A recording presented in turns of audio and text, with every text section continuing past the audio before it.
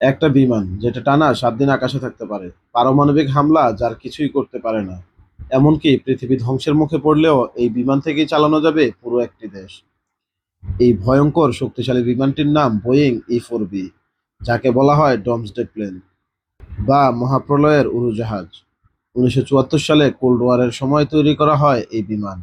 এর কাজ একটাই: যদি যুদ্ধ, পারমাণবিক হামলা বা ভয়াবহ বিপর্যয়ে মাটির সব কমান্ড সেন্টার ধ্বংস হয়ে যায়, তাহলে আকাশে ভেসে থাকা এই বিমানই হয়ে উঠবে একটি চলমান হেডকোয়ার্টার, যেখান থেকে পুরো যুক্তরাষ্ট্রের সামরিক বাহিনী নিয়ন্ত্রণ করা সম্ভব।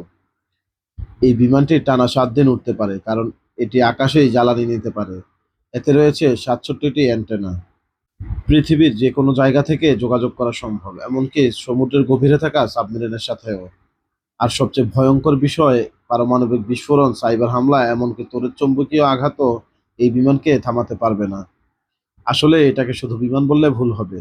এটা একটা ফ্লাইং অফিস। এখানে আছে কমান্ড রুম, ব্রিফিং রুম, আছে কনফারেন্স এরিয়া, অপারেশন সেন্টার, এমনকি বিশ্রাম নেওয়ার জায়গাও আছে। একসাথে 100-রও বেশি মানুষ এখানে কাজ করতে পারে।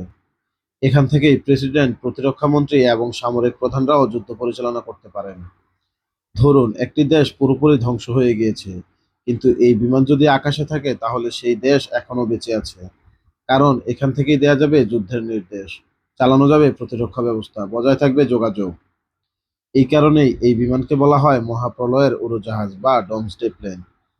পৃথিবীর সবচেয়ে খারাপ পরিস্থিতিতেও এই বিমান হার মানে না। এ কারণে এই প্লেনের নাম ডমসডে প্লেন। এমন আরো রহস্য, রোমাঞ্চকর ও তথ্যমূলক ভিডিও পেতে আমার চ্যানেলটি সাবস্ক্রাইব করে পাশে থাকা বেল আইকনটি টিপে দিবেন। আর ফেসবুক পেজটিও ফলো দিয়ে দিবেন। যদি ভিডিওটি ভালো লাগে তাহলে একটি লাইক দিয়ে দিবেন।